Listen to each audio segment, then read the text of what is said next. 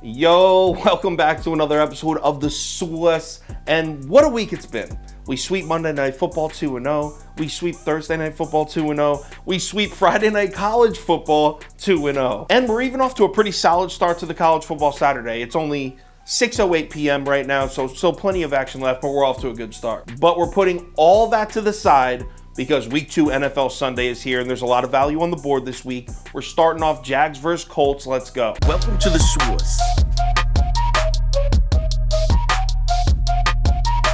The Sauce. Sauce.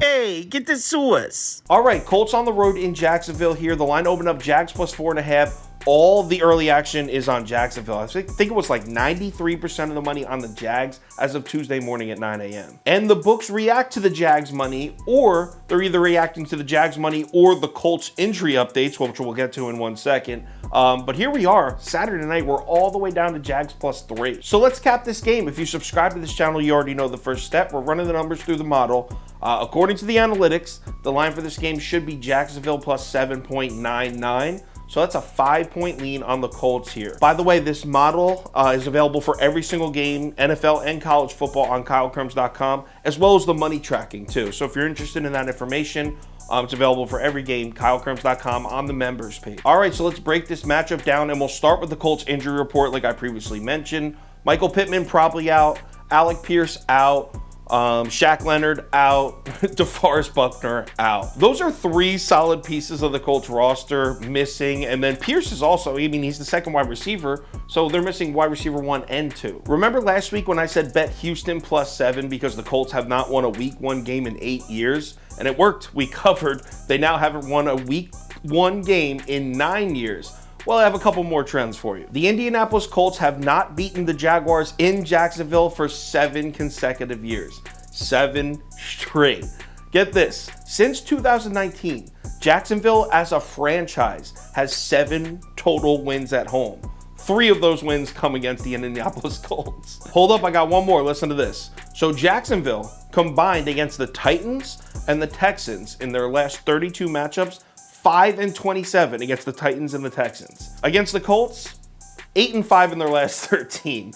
I'm telling you, the Jags are just the Colts' father. So what happened last week, Colts? Was it the offense? Was it the defense? We'll start with the offense, and something that I found interesting. So the Colts had 208 total yards in the first half alone. That's a solid number, 208 yards of offense in the first half. They had just 3 points to show for it. Now, the good news for the Colts offense, they were trailing 20-3 entering the fourth quarter and ripped off 17 unanswered points to tie the game and send it into overtime. So maybe they just needed, I mean, it was week 1, maybe they just needed a few quarters to warm up. Or maybe they were just carried by their superstar running back. Jonathan Taylor had 9 carries for 70 yards in the fourth quarter alone. Dude just caught fire. Props to the offensive line as well. He had some space. So it was nice to see the Colts offense finally arrive to the game in Houston.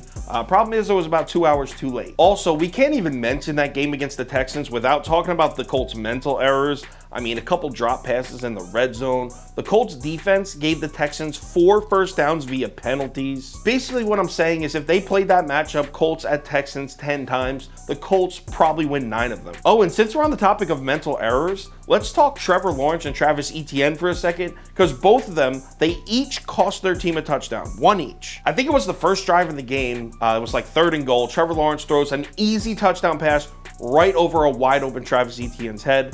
Horrible ball. And then later in the game, Travis Etienne drops a sure touchdown pass on the 3-yard line.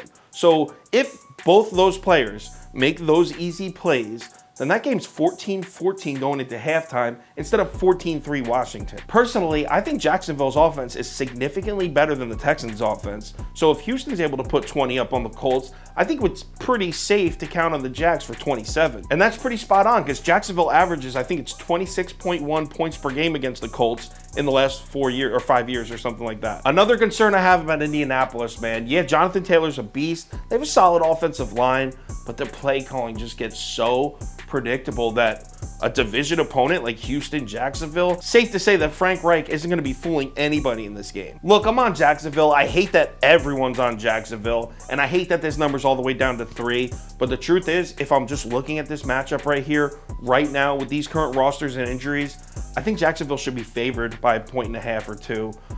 So yeah, I'm on the Jags. Give me Jacksonville +3, lock it in. If anything changes with this pick, I will let you know on Twitter, so give me a follow there if you're interested. Also, if you want the bet of the day, top 7 bets, underdogs of the day, there's 2 of them, as well as I have 2 parlays of the day for NFL Sunday. If you want that stuff, go to KyleKirms.com or download the Sauce Network app. NFL Week 2, gotta love Sundays. We're having a real nice week. Let's keep it going. I'll talk to you on Twitter.